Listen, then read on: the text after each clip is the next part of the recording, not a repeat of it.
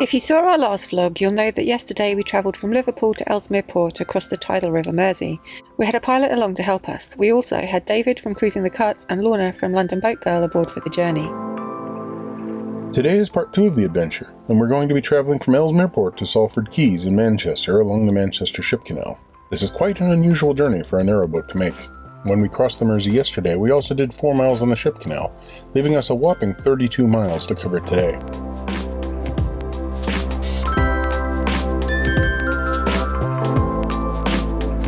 We're up before dawn and are greeted with a glorious sunrise. We've been told by Eastern River Control that there's an oil tanker on the move and that we should not leave our mooring in the basin at Ellesmere Port until it's passed. I walk over to watch it cruise by, and it's massive.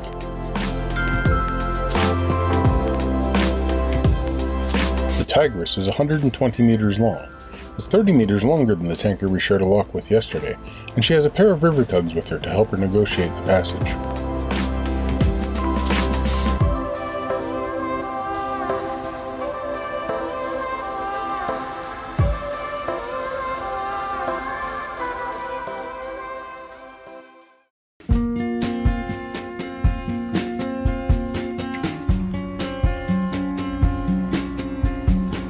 Now the canal is clear, we can leave our mooring and pull out onto the Ship Canal to begin the long cruise to Manchester.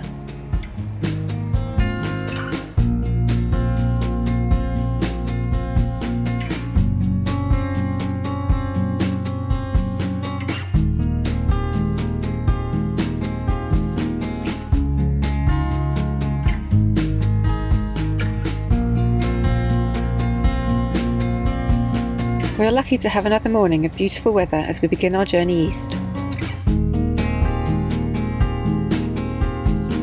The Manchester Ship Canal follows the route of the rivers Mersey and Irwell and passes through Cheshire and Lancashire. Goods were once transported along these rivers, but by the late 19th century maintenance of the river navigations was becoming difficult, and so the building of the Ship Canal was proposed to enable ocean-going vessels access to Runcorn and Manchester. This also enabled them to avoid the ruinous fees levied by the Liverpool docks, and was part of a grand plan to give the Manchester region an economic boost. The Ship Canal took just 6 years to build and was opened in 1894. At the time it was the largest river navigation canal in the world, and the Port of Manchester became Britain's 3rd busiest port despite being 40 miles from the sea. While the canal didn't exactly thrive, it was in constant use until the 1970s, when the advent of containerized shipping meant that cargo ships became too large to use the canal, and so traffic to Manchester declined. Petroleum and chemical shipping continues to this day, but are much reduced.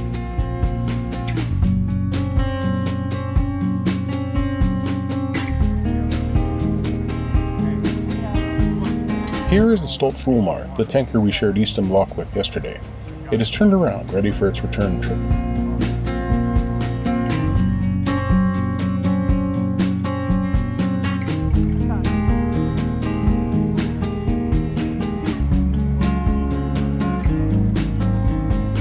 A few people have asked us why we decided to cruise along the Ship Canal instead of taking the scenic route to Manchester along the Leeds and Liverpool and Bridgewater canals. And the answer is simply because it's there. Our aim is to travel on every navigable waterway on the connected network, and so that very much includes the long, wide Manchester Ship Canal.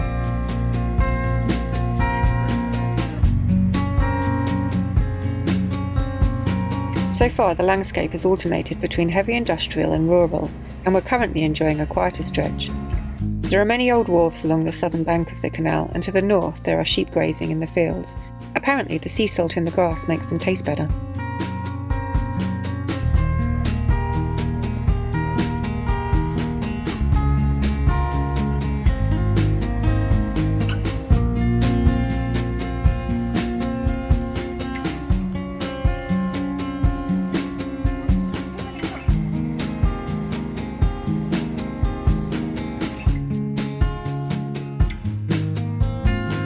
We receive a call from Eastern River Control to warn us that a grain ship is heading towards us. The Loach is a 50-year-old British cargo ship that seems to mainly travel between Liverpool and Runcorn. It's 30 meters long and passes us at quite a pace. It's a pretty exciting point in the trip, as it's the only boat we'll see on the move all day.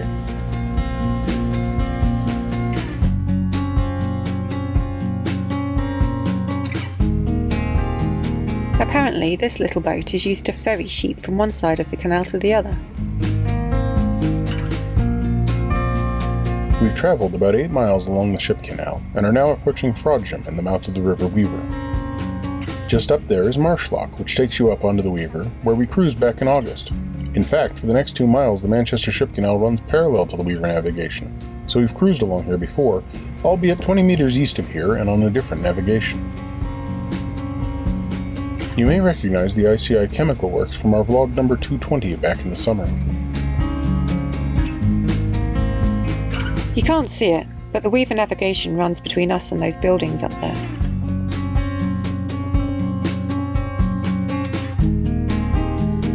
These are the Weaver sluices that are opposite the junction with the river and are used to control the water levels on the Ship Canal. They drain onto the River Mersey. You can see just how wide the Mersey is down there.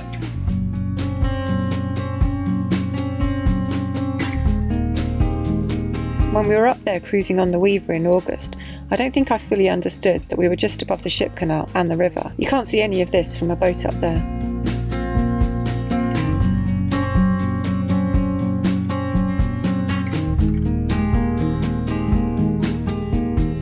It looks like you were once able to lock down onto the River Mersey from here. This is the Weston Point docks, and another lock up to the Weaver navigation. This little church was built for the visiting narrowboat families, and is on an island surrounded by docks. It was deconsecrated in the 1980s.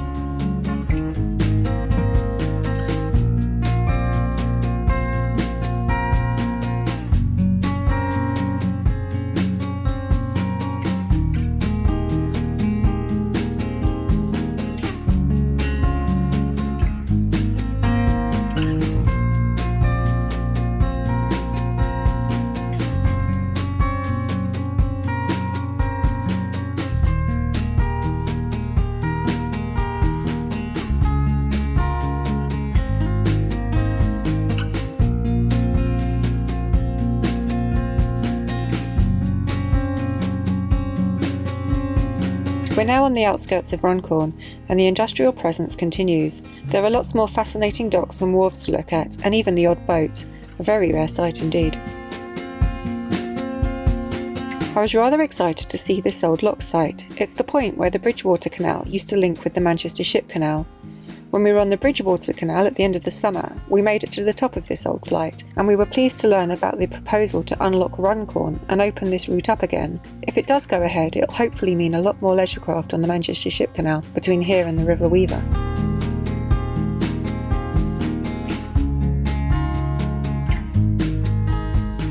There are 2 bridges here. First the Runcorn Railway Bridge, and then the arched Silver Jubilee Road Bridge.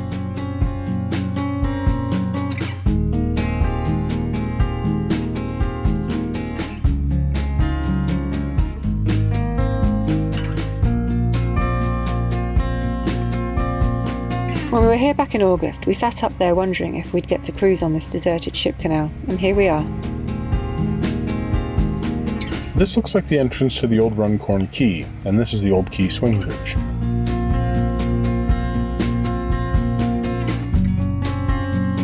And then, after the swing bridge, we seem to leave the urban industrial areas behind. Not much commercial traffic makes it past this point these days. This appears to be where the grain ship Loach is loaded.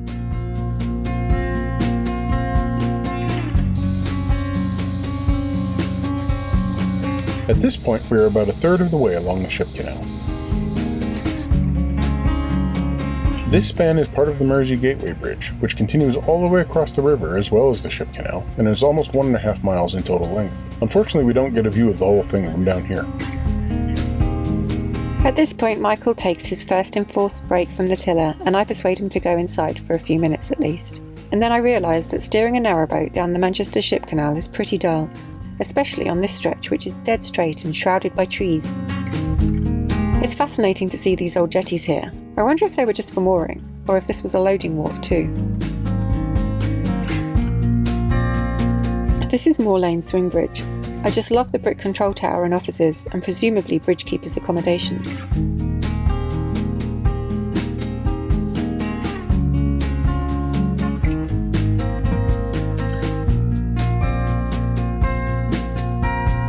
We then pass Acton Grange Wharf, and that's the Acton Grange Railway Viaduct in the distance.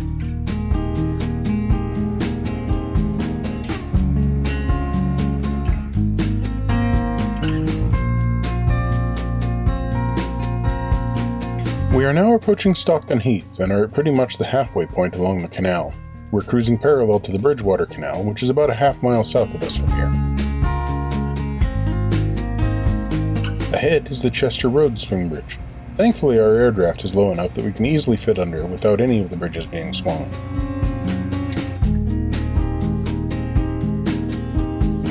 This is the site of the old Walton Lock, which leads to the Walton Lock branch. It's now derelict, but it once ran less than half a mile to the River Irwell navigation. The next swing bridge we pass is Northwich Road swing bridge.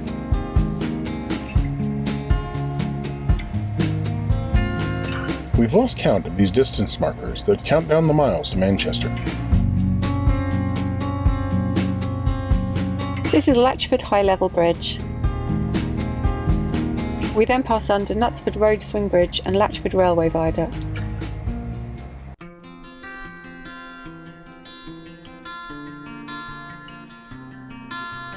After the viaduct, we find ourselves approaching our first lock of the day, Latchford Lock, and it's huge, 600 feet long, 65 feet wide, and with a rise of 16 feet. To take your boat on the Manchester Ship Canal, you need to send an application to Peel Ports at least 48 hours before you intend to travel. This is so they can control the traffic and arrange for the locks to be operated, and so you can pay the transit fees in advance.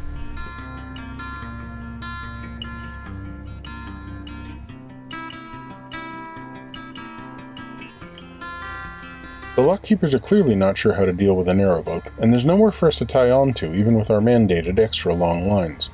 Communication is hard because the lock is so deep. We eventually get tied onto the ladder and the water's let in so we can begin our ascent.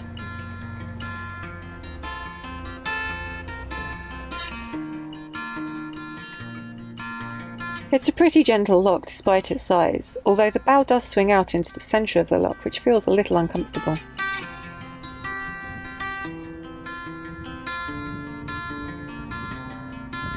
We are soon at the top, but it takes an inexplicably long time for the lockkeepers to get the gates open. We're not sure what the issue is. Maybe a mechanical problem or the water hasn't balanced. This lock is huge after all.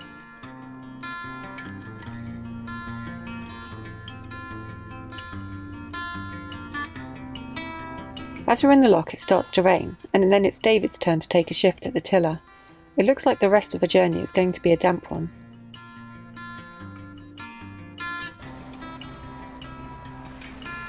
This is Thirlwell Viaduct. Two huge spans take the M6 motorway over the Ship Canal. We're 25 miles along now, just 11 to go.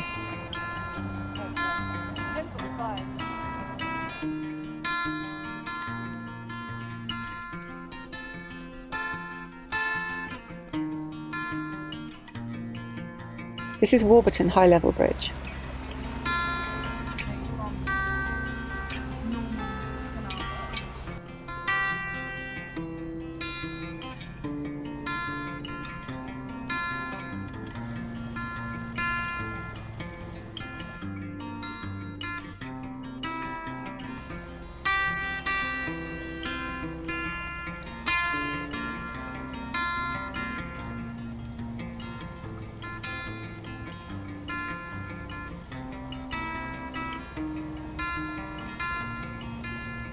Univar solvents are located on the left, and this is a paper mill on the right.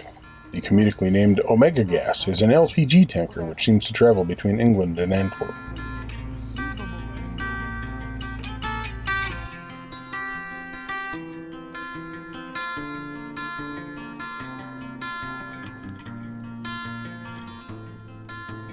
It's Lorna's turn to take a shift at the tiller now.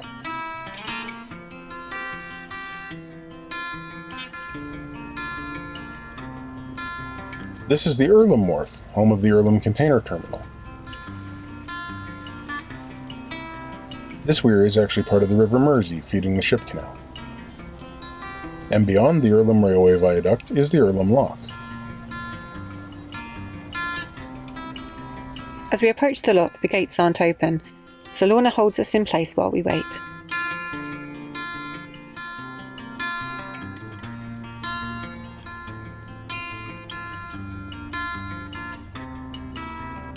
It's another slow and steady rise, and we feel absolutely tiny in this huge lock.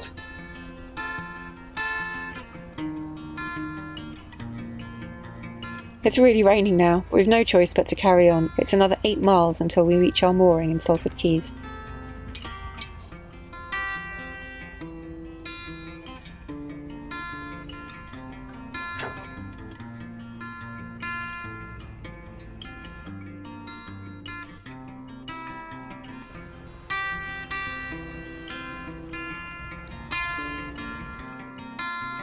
There's a little ferry here to transport passengers from one side of the canal to the other. I wonder how often it gets used.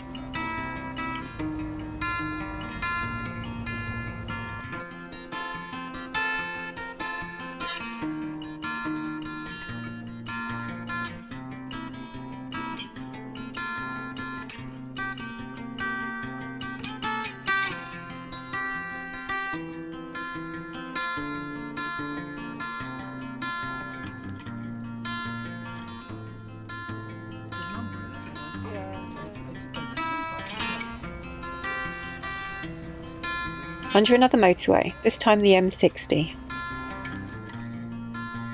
Then, under the Salford Weston Gateway Bridge. This modern vertical lift bridge was only opened in 2017. We've got a red light, but it's okay as we'll easily fit underneath without the need to raise it.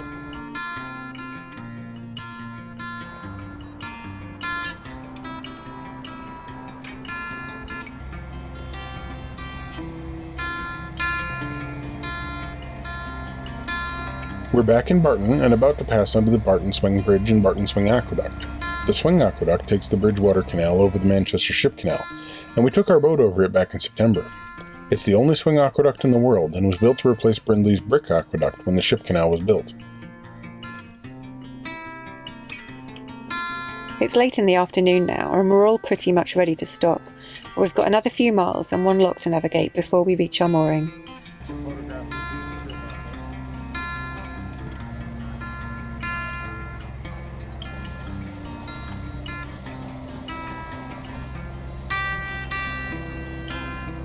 This vertical lift bridge is Centenary Bridge, which connects Eccles and Traffic Park. It was the first low-level bridge to be built over the Ship Canal since the canal first opened. The bridge was opened to traffic exactly 100 years after the canal. Its mechanism allows the road to be lifted 30 meters above the water.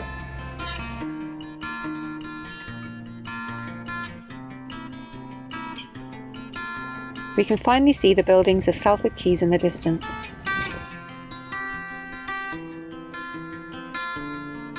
The mowed wheel locks are aimed to lift us the final 13 feet up to Salford Quays. Before the Ship Canal was built, this area was part of the Mersey and Irwell navigations, and there was a corn mill here. The mill was powered by Maud's wheel, and the name changed over time to become mowed wheel.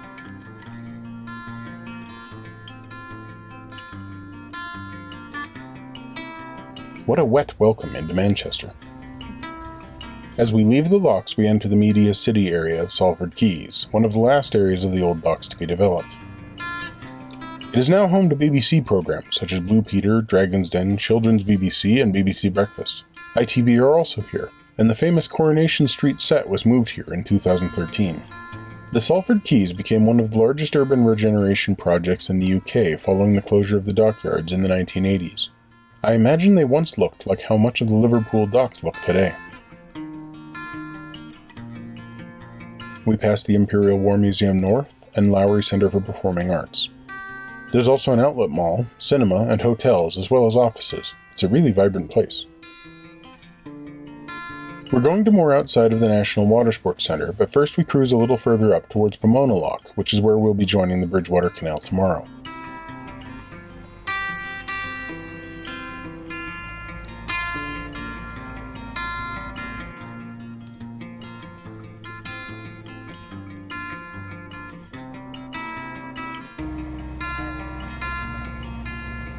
We find the old docks by Pomona Lock and turn around to head back to the quays.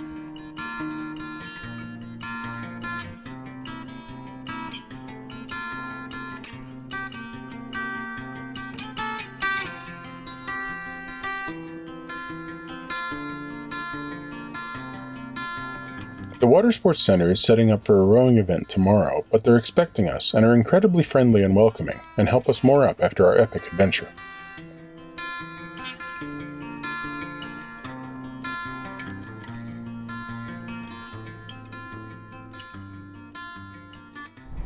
We've made it to Salford Quays. In Manchester. Hurrah! Hurrah! Huzzah! It's only taken how many hours? About 10? 8:30 this morning till 5:30 this afternoon. Pretty much moving the motor constantly, except for the 4 locks where we stopped briefly. Yeah, it's been a long day. How was everyone's trip? It was good. The long straight bits kind of felt like we were marching to hell, but in a pleasant way.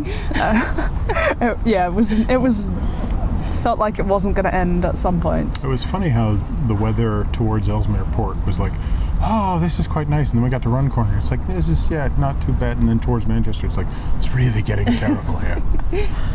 But it shows how much distance you covered then, really. It's the distance you covered, It's like but I think 30 it's also miles, isn't it? possibly the judgment upon, the world of the weather. It's like, Runcorn, good.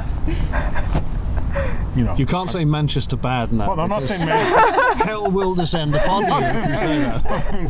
That's what you were implying, though. No, I'm saying Manchester obviously needs some rain or something. It's like, because it really kicked up. I just think it's a shame there's not more boats down here. Yeah. I mean, it turns out that after we pulled up here, they're already setting up for an event on Saturday where there will be over 200 boats. Little ones. Little ones, yeah, like rowing. Kayaks, is it? No, Canoes? it's the full rowing boats. Oh, right. Oh, A cool. 200 boat race with several heats. Sounds like it'll be actually quite interesting to see. We won't be near here to see it, I think, but yeah, it would be really cool if there were narrowboats using these things more often. So are you two going to bring your boats on across the Mersey and down the Ship Canal? No. Don't need to now. Done it. That's it. Ticked off. Thanks again for bringing us on the adventure I don't want to bring my own boat onto. But you're coming on the wash with your boat? Possibly. You heard it here first. The Mersey wasn't as intense as it could have been. No. We were. I think we were lucky with that. It was good weather, nice and calm. Yeah, very civilised actually. Yeah, considering the forecast that we kept seeing that it was going to be windy. Yeah, well, they were saying like 36-kilometer gusts and stuff, and we got virtually nothing. Yeah, it was. Or as we call it in miles, 28. Yes, well, Well, thank you for coming, and thank you for looking after George the whole way. Thank you for letting us come along. It's been fun. Yeah, It was as really good always. fun, and it's always a treat to spend time with you and with George. With George. And with You mean? George. We know the truth. You're my second favourite, Joe. You know that. I'd like Michael. but we did both spend most of the time on the back while you guys hugged George. So thank you. It's understandable. He was much calmer than normal, so that's good. We hope you enjoyed the vlog. If you did, please give it a thumbs up, comment down below, subscribe to the channel if you haven't already, and hit the bell if you want to receive notifications.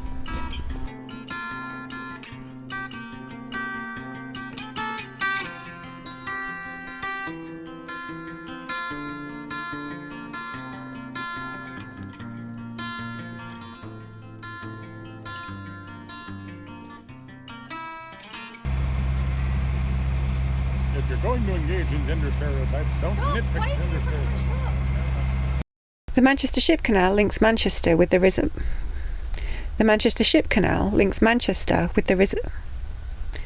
The Manchester Ship Canal links Manchester with the rhythm. The Manchester Ship Canal links Manchester with the Alright, you're doing it. Now the canal is clear, we can leave our mooring and pull out onto the Ship Canal and Here is the Stolt Fulmar.